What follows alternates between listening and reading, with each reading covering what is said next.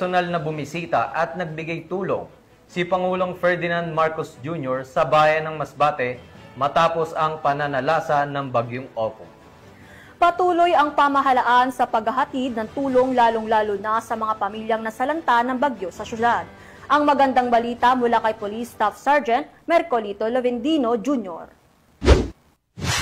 Personal na bumisita si Pangulong Ferdinand R. Marcos Jr. kahapon October 1, 2025 sa Nursery Elementary School sa Masbate City upang pangunahan ang pamamahagi ng iba't ibang tulong para sa mga pamilyang naapektuhan ng Bagyong Opong. Sa kanyang pagbisita, tumanggap ng tig 10,000 na assistance to individual in crisis situation mula sa Department of Social Welfare and Development ang 600 pamilya, habang iniabot din ng Department of Labor and Employment Region 5 ang dalawang cheque na may kabuang halagang mahigit 34.8 million pesos para sa livelihood assistance at tulong pangpahanap buhay ang ating disadvantaged workers or TUPAD program na makikinabang ang 6,455 beneficiaries sa 11 bayan ng Masbate.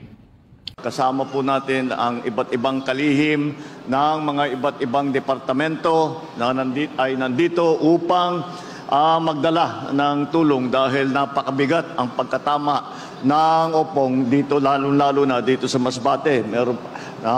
Marami pa tayong ginagawa doon sa nakaraan ng bagyo. Hindi pa tayo tapos doon sa nakaraan ng bagyo. Tinamaan na tayo ng panibagong bagyo. Tapos may lindol pa yata nung kagabi.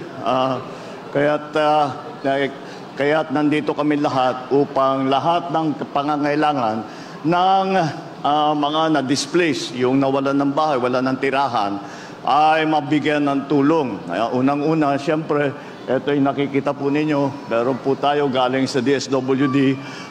Nandito po si Secretary Rex Gatchalian ng DSWD. At nauna na siya. Anong kahapon pa yata. Anong Day 1, nandito na siya. At nakapagpadala kagad nitong ating food pack. Meron tayong family food box. Ito yung nakikita ninyo, pamimigay natin sa lahat ng mga nangangailangan.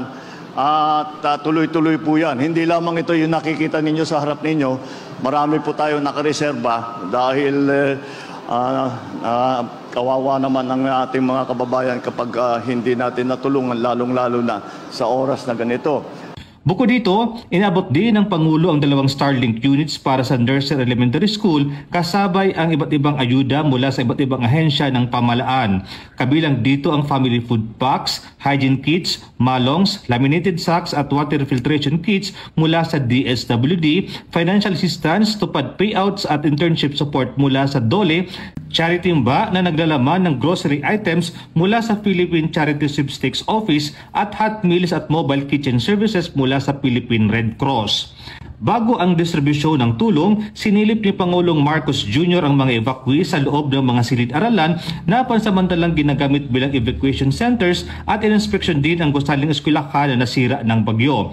Ayon sa ulat, mahigit 264.9 million pesos na ang naipamahaging ayuda ng DSWD sa lalawigan, habang nagbigay rin ang Department of Health ng medical teams at supply. Samantala, patuloy ang mabilis na aksyon ng Department of Public Works and Highways, Metropolitan Manila Development Authority, Department of Energy at Department of Information and Communication Technology para sa clearing operations, pagbabalik ng kuryente at pagpapanumbalik ng komunikasyon.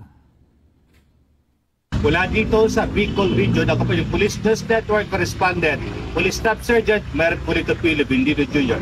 Alagad ng batas, tagataguyod ng Balitang Pulis.